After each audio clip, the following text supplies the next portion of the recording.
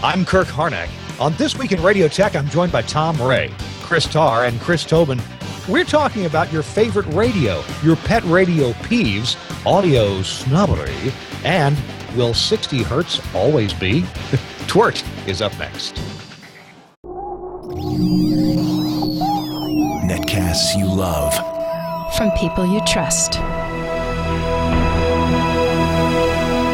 This is TWiRT. Bandwidth for This Week in Radio Tech is brought to you by CacheFly at CACHEFLY.com.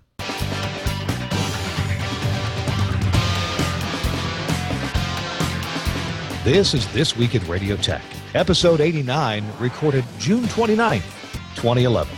Audio Snobbery. This Week in Radio Tech is brought to you by Telos Systems and the new VX voice-over IP multi-studio talk show system. On the web at telos-systems.com/VX. It's time for This Week in Radio Tech. Hi there, everyone. I'm Kirk Harnack. Awfully glad that you've joined us for this podcast about radio technology. And I'm joined by three other fabulous engineers. And let's run around them right now and introduce them. First of all, from the Hudson Valley of New York, it's Tom Ray. Hi, Tom. Greetings, Kirk, and how are you this evening? I'm VP of Engineering for Buckley Broadcasting and work out of WOR Radio in New York. Fresh off ham radio field day and was climbing around on the tower today replacing a transformer that exploded in a tower lighting system. Wow, going to want to hear about that in just a few minutes. Let's check in with the best-dressed engineer in radio from Manhattan, New York, and CBS Radio. It's Chris Tobin. Hi, Chris. Hello, Kirk. Hello, everyone. Yes, I'm the broadcast technologist at CBS Radio's 6-station cluster here in New York City, 3 AMs, 3 FMs. And it's a busy time this time of year. We got July 4th broadcast coming up this weekend. And we've got a few other things coming up in the fall with the 9/11 anniversary. So it's technologies all throughout the summer. Cool. And also joining us from Mukwonago, Wisconsin, it's the man who keeps Starbucks in business in Hales Corners. Yes, it's Chris Tarr. Hi, Chris. Hello there. I am the Geek Jedi, worthy adversary, master of all electronics. I'm director of engineering for Intercom's radio stations in Milwaukee and Madison, Wisconsin, and an avid Starbucks iced coffee drinker. But by the way, we're not laughing at you, Geek Jedi. We're just laughing with you. Oh, I'm sure. I've heard that a lot. Well, it's good to see you, and also great to follow you on Twitter. What's your Twitter handle, Chris? The Geek Jedi. Pretty simple. The Geek Jedi. And I hope I'm not speaking out of turn when I invite everyone to follow Chris Tarr on Twitter. He tweets, you tweet about once or twice a day, maybe? Yeah, this past week was slow because I was a little busy, but actually several times a day, and I always like to put little pictures of what I'm doing, of transmitters and things like that, too. So there's some good geek stuff on there. A lot of pictures of you drinking coffee, aren't there? There is. Well, I like to share. That's what I'm doing. All right. Hey, guys, we got several things to run through today, some great topics, and the chat room is going to participate in some of these. They already have. About 2 hours ago, I tweeted a couple of questions, and we've already got a few answers to some of those questions. But a couple things of business I want to remind everybody of before I forget. Next week, episode number 90 is another War Stories episode, and somebody's going to be sitting that episode out because our guest, the engineer from Ireland, Andy Linton, is going to be with us on that show. It's 2 a.m. for him when we record the show, but he's going to join us anyway, and he'll have some Irish war stories for us, and he doesn't talk that way at all. All right, so we're going to get right to a couple of questions, and one that I want to cover because it's kind of fun. The question is, what is your favorite radio? And I mean the physical box. What is your favorite radio? Who wants to go first? GE Super Radio. That's what I have. Tell us. I've heard of that. What is a GE Super Radio? Well, let's see. How many years ago did they do this? Must have been 10, 15 years ago. They came out with a radio. I think they did it intentionally for people who DX signals, AMs and FMs. And it was a super selective, super sensitive AM/FM radio. It was a large speaker, so it gave audio quality that you enjoy for the FMs and AM. It had wideband capabilities. And it was super selective. I mean, it was just the original GE Super Radio. Then it went through several iterations in the GE Super Radio 2, 3, 4, and then it went back to the original after the others just didn't go very well. It's black. It's rectangular. It's about the size of a shoebox, a little smaller. Six batteries, D size. It's great. It's got great audio. Selectivity is excellent for FMs, and sensitivity for AM is unbelievable. It's a lot of fun. I enjoy it. I use it at the office. I take it everywhere with me. It's good. You know, when I Googled GE Super Radio, of course you can buy them in a few places, Amazon, for example, and several other places pop up. But one thing that pops up pretty high on the list is the C Crane CC Radio Plus versus the GE Super Radio. Has anybody ever tried the C Crane Radio Plus? Yeah, I've got one. It's equal to the Super Radio. It's a very good radio. Matter of fact, I have difficulty hearing WR here at home because I'm in the null, and it's very noisy in this neighborhood electrically. But I can usually hear the station on that without a problem here in the house, not even outside. So, Tom, I got news for you. There's people in your SBE chapter that say you were born in the null. Well, that's why I live in the null. Once in the null, always in the null. Is that right? You got it. Yeah, I'm saying I'm just not a major lobe kind of guy. Hey, Mr. Tar, what's your favorite radio? I've got two. The Super Radio I adore. I've got one. I use it all the time. It's got one of the other great features is the wide narrow switch for AM. So it's when you're not surrounded by noise, the fidelity on it is phenomenal. Another one that I actually like, and it kind of gets a bad rap for good reason because some of them had some issues. The Boston Acoustics Tabletop HD Radio. I don't even know if they make them anymore, but I have two of them, and I just love them. The sound quality on those radios are just phenomenal. Unfortunately, they were kind of deaf. No, they what? Oh, deaf. Yes. What? Oh. Yeah, I heard that. I never got to try one. In fact, an early guest on this show complained about that. The guy who complains about HD radio all the time. Yeah, well, it does work. It works. I don't know if I got lucky. I've got two of them that work really, really well. I live from my tower sites. I live about 35 miles away. And with the little wire antenna, I get all the HD stuff without any problems at all. In fact, I simulcast my AM on one of my HD channels, and I actually get the HD channel better than I get the AM. So it's a good radio. So I have a little new technology, a little older technology. Both have their pluses and minuses. Tom, I kind of jumped in and asked you about the C Crane radio. Do you have a favorite radio, or did you already give it? Actually, I do have a favorite radio, and matter of fact, I can, if the TWiRT guys pick up on this, I can show it to you. It's my 1930 Philco Cathedral radio, which sits up in a place of honor in the living room. It looks like it just came from the factory. It's just very cool looking, and those older radios had a very broad front end on them. I mean, they weren't all that sensitive. You did need to put a wire on it, but if we had 20 kilohertz, if we could still transmit 20 kilohertz audio on the AM band, it would sound just phenomenal. It's absolutely incredible. It's got that nice warm bottom end to it, and I like it. This is the Cathedral radio.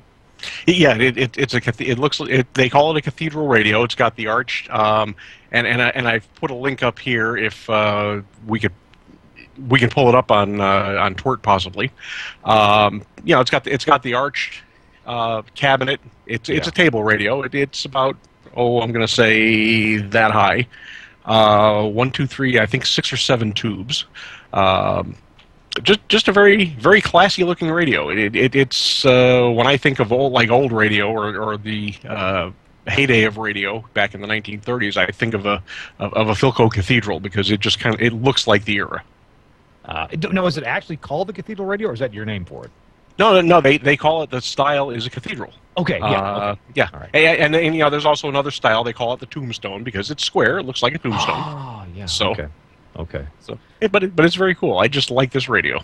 Yeah, we could do a whole show on favorite radios, and I'm sure there are tons of radios from the 40s, probably the 30s, and then the radios made of Bakelite from the 50s and 60s. I had a 5-tube AM radio at my bedside as a boy. I'd listen to the CBS Radio Mystery Theater from what station was that? KFH? Yeah, KFH in Wichita. Yeah.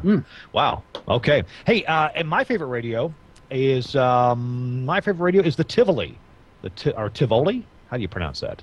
Like ravioli or Tivoli? The Audio One. And there's a link to it on that I've put in the private chat if Colin wants to put that up. This is a small rectangular table radio. It just sounds nice. It's the modern equivalent of something like a cathedral radio. It's got this nice resonant bass to it that makes voice sound very nice. And actually, classical music sounds nice too. Have one. It's actually in my server room. It's feeding my Telos Zephyr IP. So when people want to test the Zephyr IP, they're connected to my local public radio station via the Tivoli Audio One. And if I had a place to put it right here on the desk, I would, but I've got a mess on the desk. And that brings up our second subject, which is what's your pet peeve about radio? Now that we've talked about the physical radios, what's your pet peeve about radio? And it could be the audio quality or something that they program or whatever. And if you're a regular viewer or listener of this show, then you're probably a fan of this humor. Colin, if you want to take it away, we'll see somebody's pet peeve about radio. Live at the Quahog Air Show, we're all ready for the Weenie Sound-Alike contest. I don't know, but I don't think they can say my catchphrase because they no funny. Oh, there it is. And if you think you can say that just like Weenie here, you could win $97.1 for the cool weekend ahead. We have a butt. We have a butt. Cool weekends in the morning, 97.1 FM. Cool weekends in the morning with Weenie in the butt. WQHG 97.1. 97.1. 97.1. We have a butt. In the morning, cool weekends. FM. Weenie. And welcome back. Excuse me, I gotta find a lost kid. Can I use your mic? That's what she said. Whoa, you got butt slam. Listen, I could really use a hand here. That's what he said. Butt slam. That's Manic Monkey on 97.1. Manic Monkey 97.1. Cool weekends in the morning. All weekend long. Weenie and the Butt. In the morning. On the radio. FM. Give me that. All right. I think I worked with those guys. Chris, tell us about Family Guy. you work for those guys. Tell us about it, Chris. I just I think that's an embodiment of a lot of morning shows in the '80s on the radio, and before I got into engineering, I was on the air, and although I wasn't one of those guys, I did work with a lot of those types of guys, and it just every time I see that bit, I just laugh because it embodies everything that's annoying about that time period and those types of shows in that time period. His name is Dennis.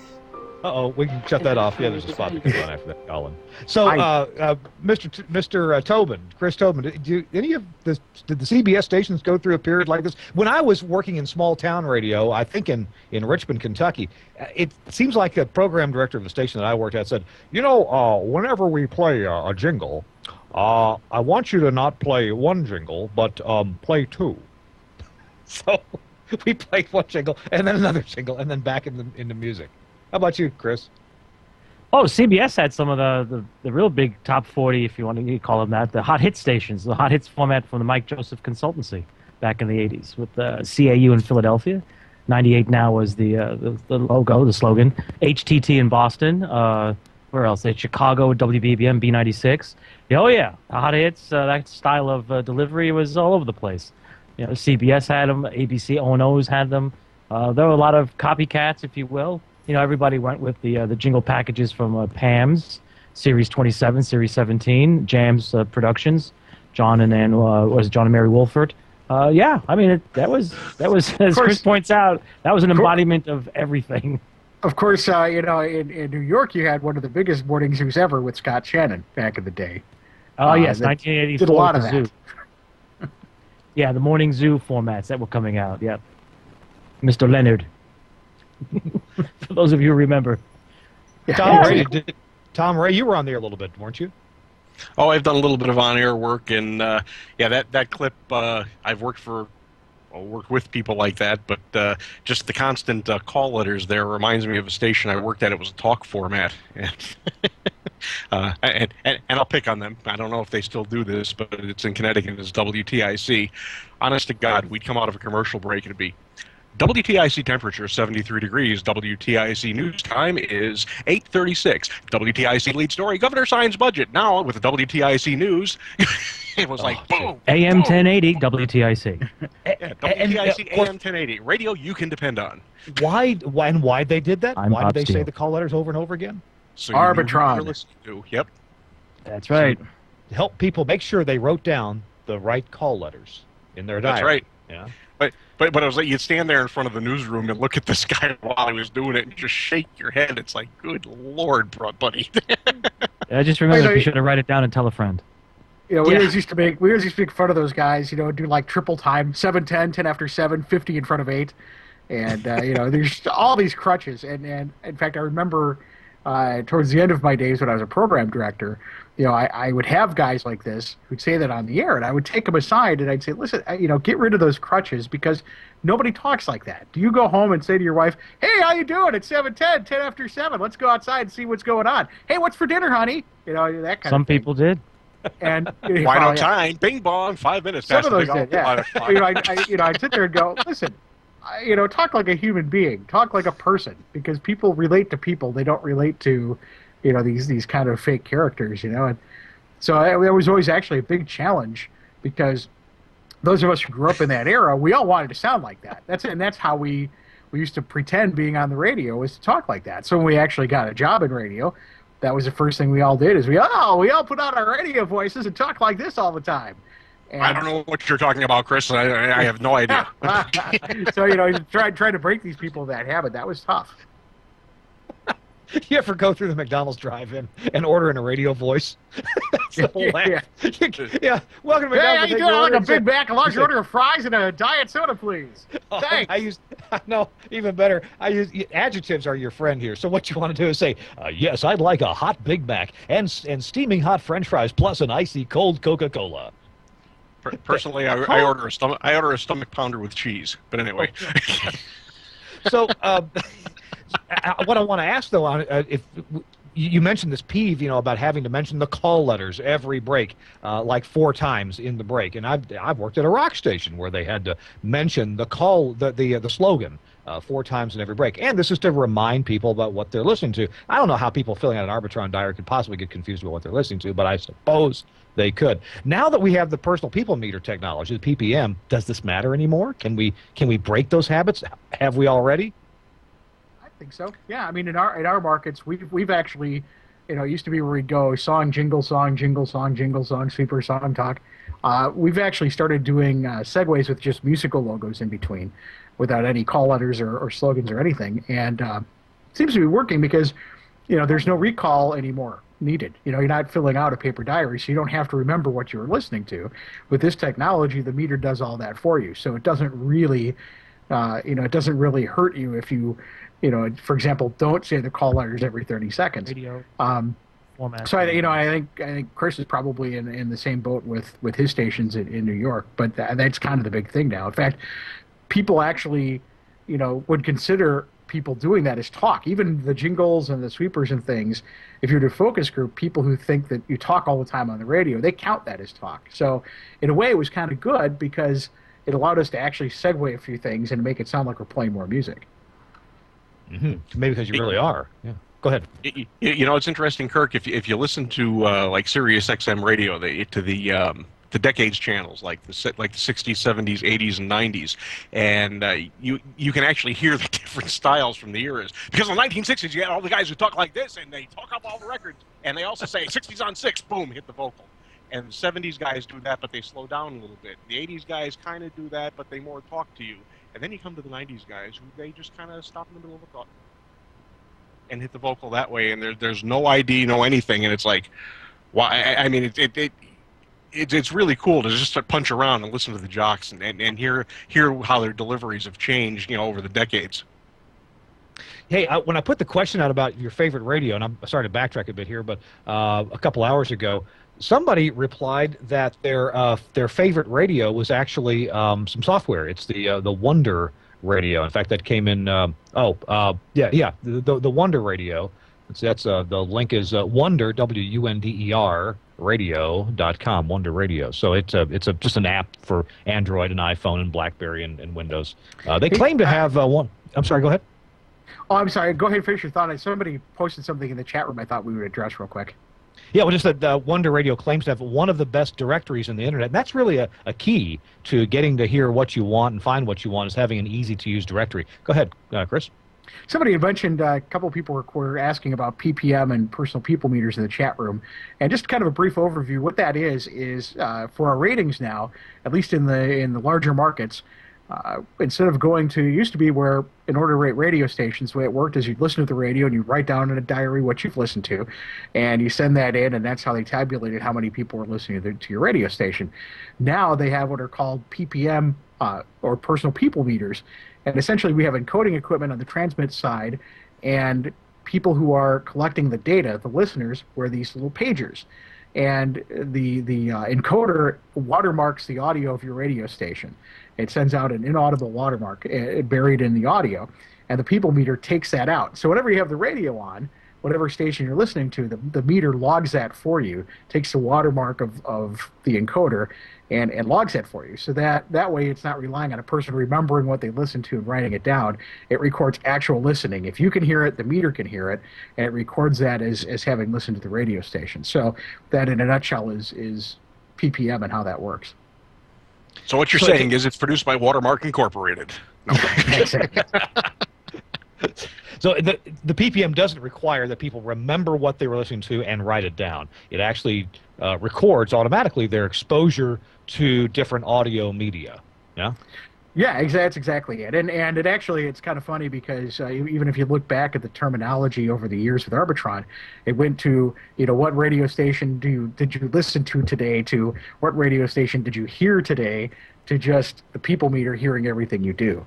So not only that, but we encode different streams too. For example, our analog FM signal and HD signal get encoded the same, but our stream gets encoded differently. So you can see radio stations show up in the people meter that are just streams. In Kansas City, there's an HD2 that is being simulcast on a translator. That's getting ratings, and that shows up as an HD2. That's a separately encoded station. So instead of relying on people to write it down, which, let's face it, it wasn't real accurate. This way it records actual data, and no matter where you are. So you may not even really actively listen to the station, but you can hear it. And if you can hear it, then the meter picks it up as well.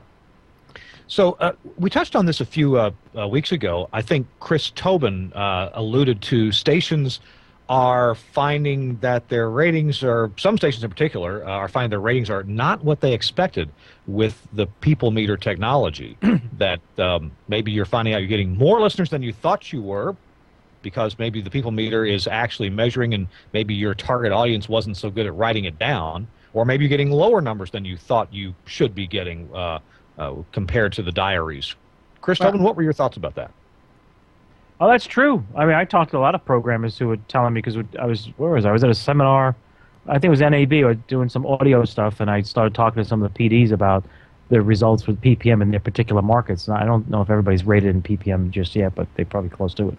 And they were telling me that they discovered on a couple of their FMs that the numbers were much higher than they used to get in the paper diaries, and then there was some of their FMs were much lower than expected compared to the paper diaries. So, yeah, I think that the real-time measurement is definitely skewed both AM and FM formats in directions probably for some down and others up.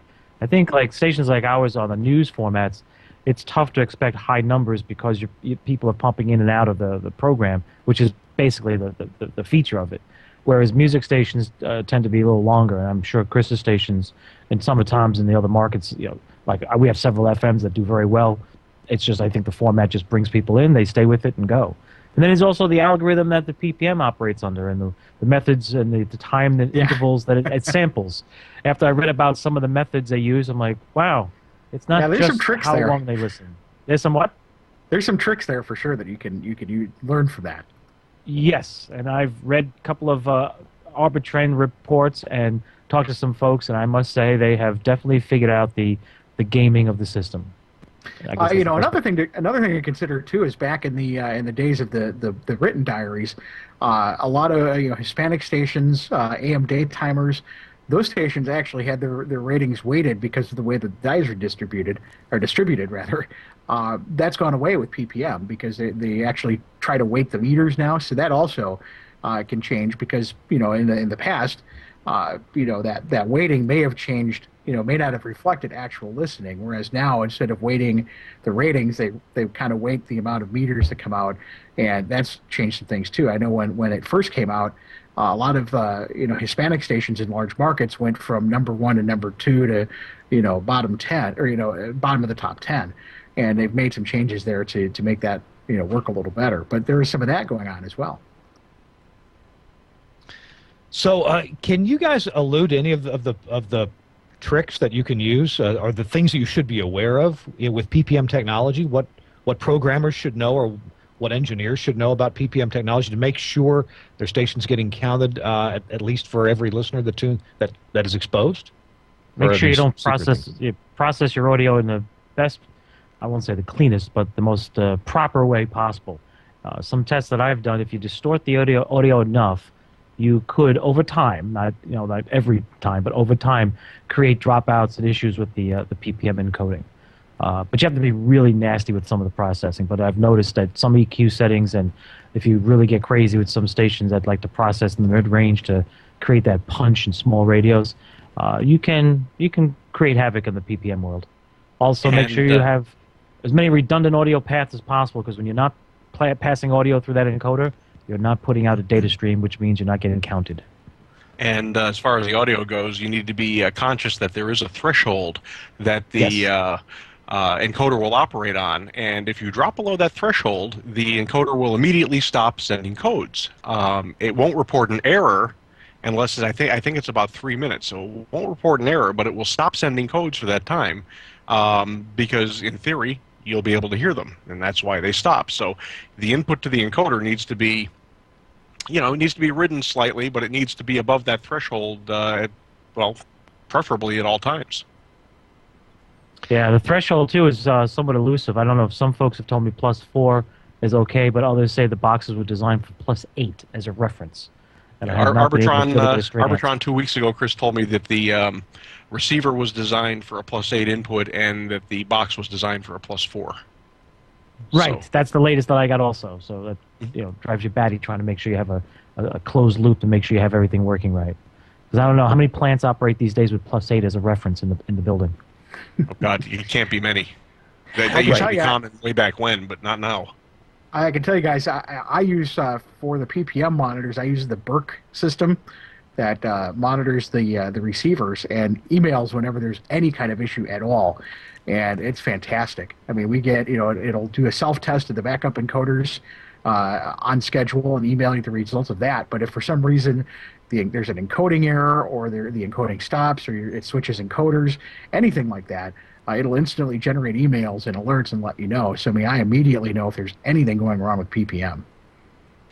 Yeah, we have the email alerts as well, and we've gone one step farther with putting displays in the studio. So not only do we get the email, but we get the operators on duty immediately get a heads up, and then they can immediately switch to our backup encoders to see if that corrects it while we're on the phone trying to figure out what's going on. But yeah, you got to be encoding. I mean, the new rule is no encoding, no money. Basically, that's what it comes down to. Here's an interesting story about encoding. It was actually kind of gave me a little faith in the system, I guess. We had a huge blizzard here over the winter. Huge blizzard. Probably the biggest one in 20 years. And 2 days later, I get a call from Arbitron. He said, listen, we've been going through your data, and there's an anomaly here.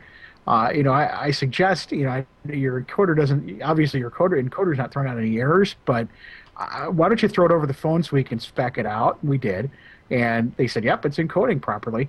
Well, it turns out that there was a huge power outage in town, and enough where for a day the data didn't get loaded. And that's, in fact, they said that. They're like, well, it could be that in another day, all this data will actually get caught up and we'll be okay.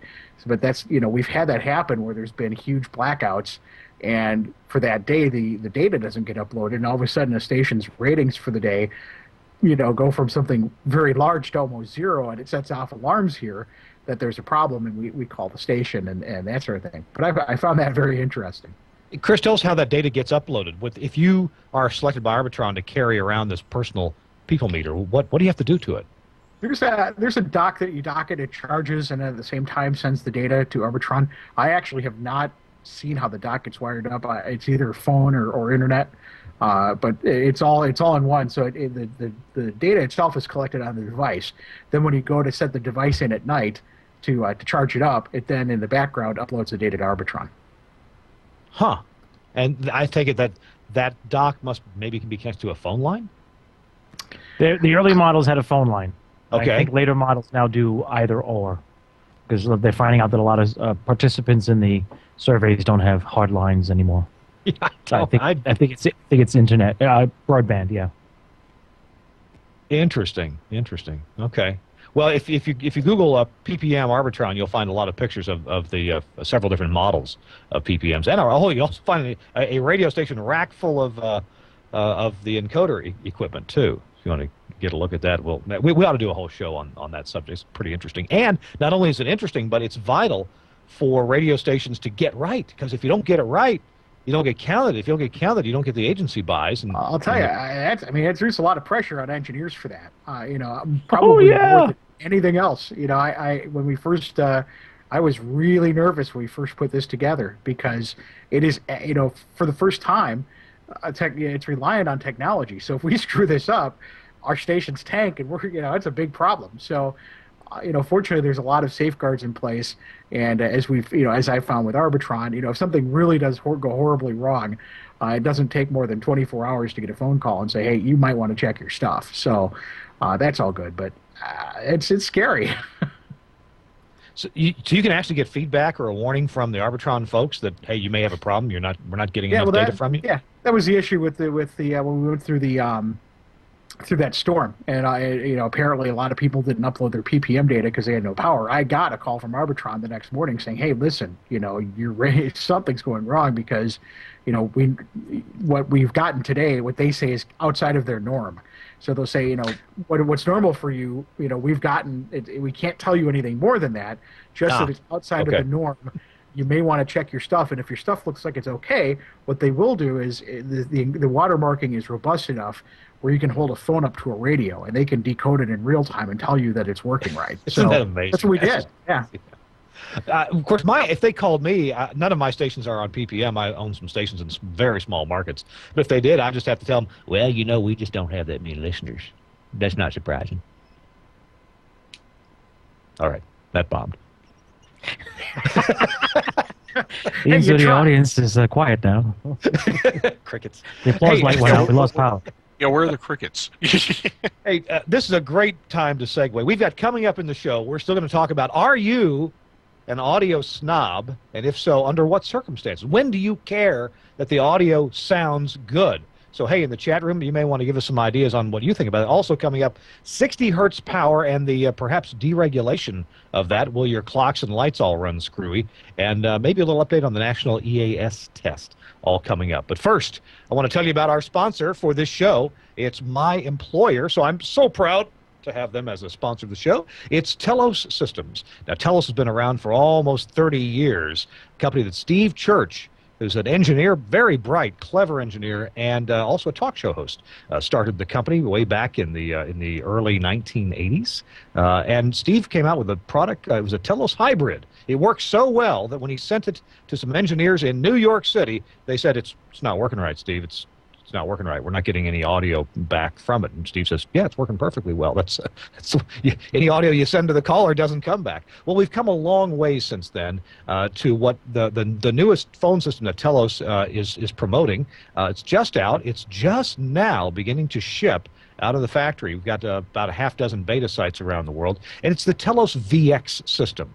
The Telos VX is a voice over IP based system. Now, you don't have if you don't have SIP trunks or voice over IP coming into your building, no problem. You get a third party gateway product, say from Cisco or Avaya or Patton, and these products will take POTS lines or T1 lines or PRI circuits, and they'll turn that into SIP trunks. SIP being the session initiation protocol, the standard protocol for voice over IP phone calls. Well, these SIP trunks come into the VX engine. This is a 2-rack unit box, and it's really simple. On the back of the VX engine, you got 3 plugs. There's a power plug. Okay, that's one. And then there are 2 Ethernet ports. One is for the SIP trunks, or the WAN, wide area side of things. And the other port is a LiveWire port using Axia's LiveWire technology. And this is what takes the audio on out to the rest of your plant. Let's say, yeah, here's a picture. Look at this. This picture represents your new multi-studio, multi-line phone system at your cluster of radio stations. You say, huh? What? Wait a minute. It's hooked onto the same network bus or the same switch as my audio console. Well, yes, if you have an Axia audio console system, then you've already got most of what it takes to have a phone system. You just add the Telos VX engine and a few phones that are actually power over Ethernet, or with a little injector that comes with every one. So the Telos VX system, voice over IP, multiple studios, multiple lines. By the way, you can redefine groups of lines, if you will. In the SIP system, with older talk show systems, you have more lines than you do hybrids, right? Because hybrids were hardware and expensive, and you might have a 12-line phone system that has 2 or perhaps 4 telephone hybrids. Well, in a voice-over IP system, all the hybrids are done in software, and every line is connected to a hybrid all the time. It's kind of different. And so what you're switching is you're switching which LiveWire stream is coming into the console, or if you don't have Axia consoles, coming into the audio node, bringing audio out and into the console that you do have. It's a really interesting system, the Telos VX. Go to the website, and there's a white paper there. There's a brochure about it. You can read about Telos VX. We have it on the air in... I can't say. I'm just not allowed to say. It's on the air at a major TV network. And the engineer, the audio engineer in charge of the network, his first comment when they put a caller on the air was, it sounds like a phone, only a lot better. So it's very clean. It's so cool. The Telos VX system, go to the website. It's telos-systems.com/VX. telos-systems.com/VX, and you'll read all about the Telos VX system. Thank them for being a sponsor on This Week in Radio Tech. All right, gentlemen, audio snobbery. My wife and my daughter, they accuse me of being an audio snob. Like, I won't... My daughter's listening to... upstairs, she was listening to her iPod Touch through the little speaker that's built into it. And it was sitting on the counter just blaring away something that you couldn't even tell what it was. And I said, Madeline, really? That just sounds awful. Oh, you're just an audio snob. What do you guys think about audio snobbery? Well, it's just the work we do. It's you expect, there's certain expectations. That's how it works. If you're a video person or a cinematographer and you see something that doesn't meet what you're accustomed to, because that's what your trained skills are, you tend to make note of it. And unfortunately, technology has advanced such these days that in the common home, in the kitchen, the tabletop radio, the Walkman, if you will, to use a brand name, most folks, anything goes. That's really what it comes down to. So, if you want to be an audio snob, so be it. But, Tom, I'm sure you have family members that you probably cringe at times when they do stuff as I do. Oh, constantly. But I was going to say that, our job is to be an audio snob on our end and make what's going into the system as clean and as good as possible, because you're right, Chris. What comes out of the other end could be anything. Could be a table radio, could be an iPod, could be a teeny tiny itty bitty little set of speakers that somebody attaches to a computer, and garbage in, garbage out. I mean, real blunt. What do you, Chris Starr, what's your opinion on audio snobbery? Do you get accused of this? No, because I'm actually far from it. I love nothing more than an audio processor cranked to 11. I'm guilty as charged.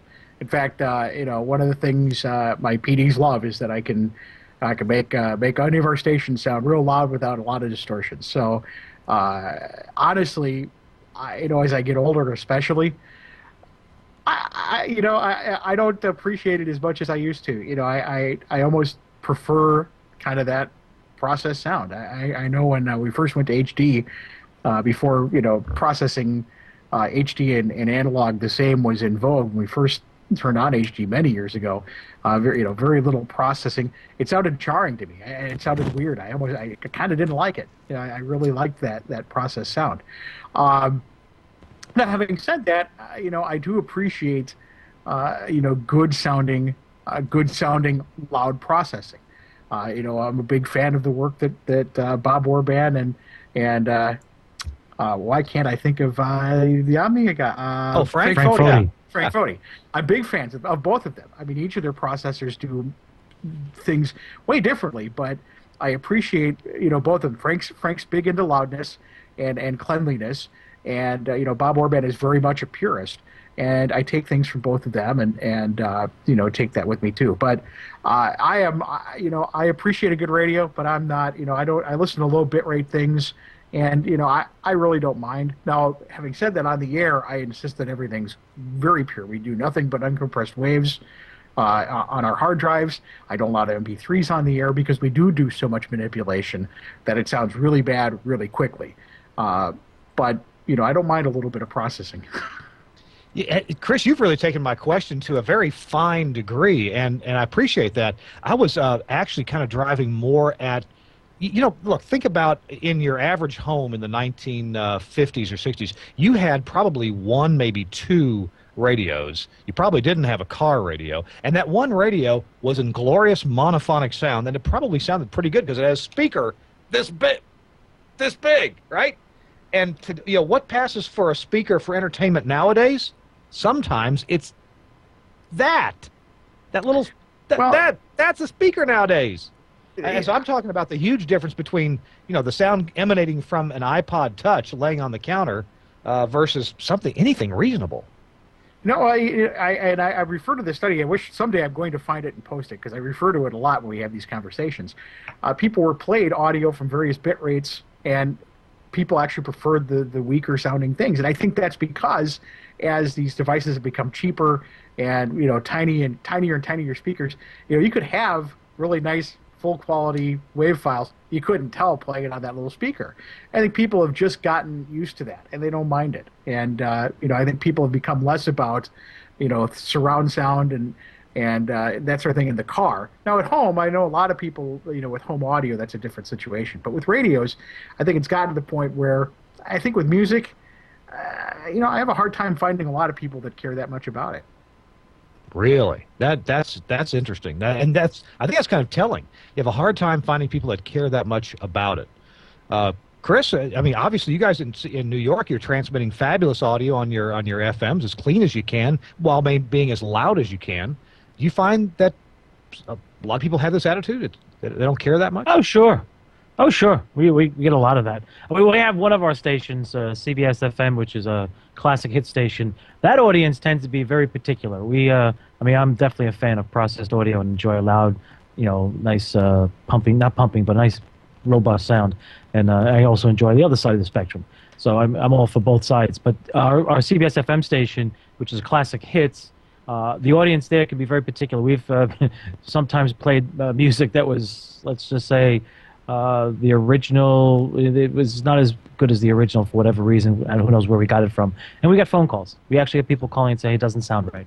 I'm like, wow, interesting. There's no treble. I won't say high frequencies. There's no treble, or the bass. The bass is missing. There's no treble or bass, or it sounds boxy. Other than that, not many folks. I mean, we have a pop station. I don't think I've ever received a call or read an email of somebody complaining about the audio quality. And that station is very loud, very processed, and does jump out at you. So, yeah, I think it's just the sign of the times. There's still have people who enjoy it. I know Chris Tobin's got some AM stations there in the city, but Tom, you've got one big AM station there in New York City, WOR AM. Yep.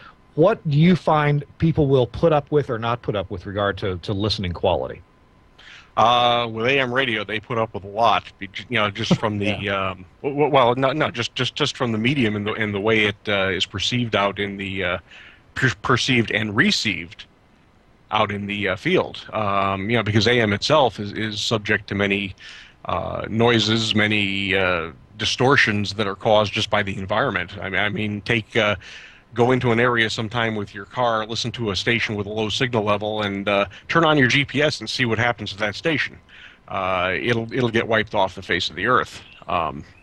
So we keep it pretty loud. We keep it pretty proud. I think if we actually turned it down a little bit, people would complain, because we tend to pop out of a radio, and we're always there. We're not constantly in your face, but we're kind of an in-your-face radio station because we want to be. We want people to notice us. We want people to listen to us. A lot of our FMs depends on the format, but we have a 70s, 80s station in the Hartford market, and it's loud and proud. It's got that nice processed sound. We're not killing it. We're not throwing it against the wall by any means, but it's loud, it's proud, and it sounds good. And let me tell you, those listeners, Chris is right. Boy, if you play a wrong version of a song, or if we make a little tweak on the processing, people start calling. It's unbelievable. I would agree with Tom on that. It seems what you're willing to put up with is dependent a lot on what the content is, and of course how bad you want to hear it. If you're listening to your favorite sports team and it's the last few minutes of the game, and this radio's getting all crackly, or if you're listening to FM and you're going up and you're driving through the hills, every time you go up a hill you hear it okay, you go back down the other side, oh my gosh, it went away. Hey, there's people pull off the road in a place where it sounds okay to listen to the end of the game, or if you're listening to AM radio, they'll put up with a lot of poor signal to hear. It's very much content driven. Would you listen to that all the time? Probably not. At least I wouldn't. Maybe some people would. All of us are transmitting audio from our stations that's probably very pristine, very nice. We don't have that kind of problem. I guess I'm really looking at the psychology of what people will put up with when they're listening. I think you nailed it on the head, Kirk. I mean, 100%. It's all about content. I mean, if the content is good, people aren't really going to be that concerned about how it sounds. And people will download crummy MP3s if it's a song they want to hear. They'll listen to stations through static if that's what they want to hear. And actually, I've made some pretty good money here in this area with Class A's. The 3,000 watt stations, the smaller ones that are kind of outside of the metro area. Setting up their processing and doing some tweaking and things to just get them heard. And you'd be surprised, people who call these stations where they're from, and I'm going, boy, signal barely gets halfway there, on a good day. And these people are actively tuning these stations in. And I think really it says a lot that nowadays it's less about the fact that you're having fast food. It's you really like that hamburger, and I think with the audio, it doesn't matter if it sounds good or bad. If it's something you really want to hear, you'll put up with it. Oh, that's why we need Crystal. Go ahead. In kind of a, I agree with the content, Chris, but with certain things, like if you have a poorly processed jazz or a poorly processed classical station, those people won't put up with it. It doesn't matter what the content is. I mean, they're gonna scream, holler, and yell, and they'll just tune it out. Well, but if on the other hand, if it's the only jazz station, I mean, there's a jazz station, at least there was up until, I don't know if it's still on the air or not. There was a jazz station on AM that did very well. Again, if it's the only place you can get it, you're kind of going to take what you can get. Now, I agree with you if it were a full market signal and there's other things going on, but there's the new jazz station in Detroit is an HD2 on a translator. I can't imagine that the fidelity on that is fantastic. So I think you're right to an extent. I think it all depends on the situation that you're in. Right. All right. Let's move from high frequency to low frequency, specifically 60 hertz. Tom, you had some interesting information about the power system in the U.S. We're all 60 hertz AC power, 120, 240, or as the Mr. Mom movie says, 240, 241, whatever it takes. What's your news about 60 hertz, Tom? Oh, well, there have been several articles lately about an experiment the power companies or the power industry wants to try. And now Chris Tobin asked me offline here if I could come out. Yeah, there we go. It says the power grid change may disrupt clocks, and yeah, that's true because the time base for the clock radio on your bed or the clock on your microwave oven or the clock on the stove or maybe even the clock on the wall is based on that 60 hertz power. And the power company is required to keep it at 60 hertz plus or minus a certain tolerance. And I don't know if they still do it today, but in days of yore, back when I was a kid, and back when I got in broadcasting, you'd watch the clock on the wall around midnight, and it would speed up or slow down, and so would the record that was on the air, because the power company was required to have X amount of cycles per day, and if they weren't going to meet that, they sped up or they slowed down to meet it for the 24-hour period. But to go beyond that article that said may disrupt clocks, our broadcast transmitters usually keep an eye on the frequency because the power supplies are designed for 60 hertz. If you were to lower the frequency to 50 hertz like they have in Europe, that will increase the heating in the transformer, and you'd have to derate the power supply and therefore derate the transmitter. So this could have bigger implications. I don't think we'll see it wandering all over the place, but I mean, as an example, we had a transmitter recently. We had a power failure at one of our sites in Buckley, and the generator came on, and the governor had a problem on the generator. So the speed of the engine drifted, and it went low. It went down to about 55 hertz. Main transmitter wouldn't even try, and the backup transmitter would attempt to come up and would take a look and go 55 hertz, and would shut off. So there are implications to this, that if that frequency wanders, we could have problems. Medical equipment could have problems. There's a lot of places that could have problems. We have to remember 60 hertz was a cheap way of getting time base for a lot of products. So over the last, 20, 30 years, from your toasters to ovens, VCRs that have any kind of clocks on them, a lot of them use 60 hertz in some form or shape. And, if you start moving that around and the tolerances shift, the electric companies want to save money because for some reason now all of a sudden it's another excuse. I think it's going to disrupt more than just clocks. It's going to, as you point out, it's going to disrupt a lot of things. And I think we don't even realize how much stuff is probably referenced to the power line. I know one of our transmitter sites has issues with the local utility company with fluctuations, and we recently installed a brand new solid-state transmitter that monitors every parameter on a power line, and it's interesting the amount of variations, interruptions that we get. I shouldn't say interruptions that take us off the air, but little spikes and anomalies in the waveform that most equipment would ignore, but more sensitive stuff notices, and it's just amazing what's going on. Well, somebody pointed out to me the other day, Chris, that computer networking switches and routers and such, the lower end ones, tend to reference to the power line to get their internal clock frequency. So our computer networks are going to be affected. Yeah, pretty much anything with a wall wart probably does. This article, I'm looking at the article in Business Insider magazine by Robert Johnson, and it's pretty light on tech details here. It only says that clocks could run up to 20 minutes fast. Well, that's a pretty light, even hard for an engineer who understands what happens with regard to time bases for a clock to draw on how much that means that the power grid. What's the tolerance that they're talking about allowing? 55 to 65, 58 to 62, 59 and a half to 60 and a half. Any ideas? I haven't seen anything on what the tolerance would be. I've just seen articles that said this is going to be happening. It'd be interesting to see if we could find somebody from the power industry to see what they have to say about it, because that's it's an interesting topic, and we're right. It goes far beyond far beyond clocks. Well, I know talking with our generator folks, they usually tell you that the power utilities they don't expect to do anything more than plus or minus 5% on 60 cycles. And I think generators or generator industries, the gen sets, I think are less than that as far as the tolerance on the generator. So if you're talking that kind of stuff now, and they're talking about letting it waver around, I don't know. It's going to be interesting what happens. Well, 5% is almost 3 hertz in either direction. That'd be about 57 to 63 hertz is 5%, at least that's what the calculator says. And that seems pretty broad to me, 57 to 63 hertz. I thought the power company tended to be much more accurate than that, and on the order of half a hertz or so. But I don't know.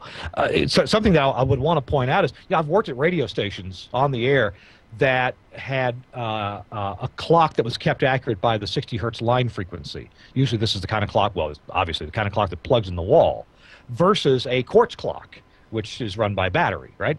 And it's interesting that the quartz clock, over a short period of time, will be far more accurate than the 60 hertz clock. The 60 hertz clock, you try to hit the top of the hour news, or in my case, the bottom of the hour news. They see some stations I worked at, both top and the bottom hour of news, and the 60 hertz clock would wander about by upwards of 5 or 8 seconds per hour. So 1 hour it would be dead on, and the next hour it might be 5 seconds ahead when it was time to hit the news. So you would have to listen to the countdown from the network delivered over phone lines back then. But the quartz clock, if you could set it right, so the news came on, or the beep came on, and you'd set it right for the top of the hour, or the top of the minute anyway, the next hour you could depend on that quartz clock being right. But in 3 days, that quartz clock could very easily be 5 or 8 seconds off, or 10 seconds off, whereas the power line powered clock over time would be very, very accurate. It might wander around that 5 seconds or so, but a month from now it'd still be wandering around 5 to 10 seconds or so, but still be in that range. Isn't that what we're talking about with possible problems with power line frequency if they let it wander around more? Oh yeah, I think that's definitely with clocks. But like I said, with the transmitters that monitor this stuff, and with a lot of other equipment. There's an awful lot of stuff that references to that 60 hertz that we may be unaware of. And we're going to find out in a real hurry. Yeah, we are. Well, there are chips that are made that are designed for that purpose. What do you call it? They take the power line frequency and it creates a accurate real-time clock base. There are chips that are designed, made, you put in equipment. I don't know where it's applied, but I've read about it, and I was just looking on couple of websites, and it's wall transformer, as we know, the wall wart. It gets converted to a clock waveform, gets divided, puts through a filter, and then a VCO and PLL, and comes out with an accurate real-time clocks output. That's on an IC chip, 6-pin. I'm sorry, 8-pin dip. So right there, think of the places that chip has probably been applied.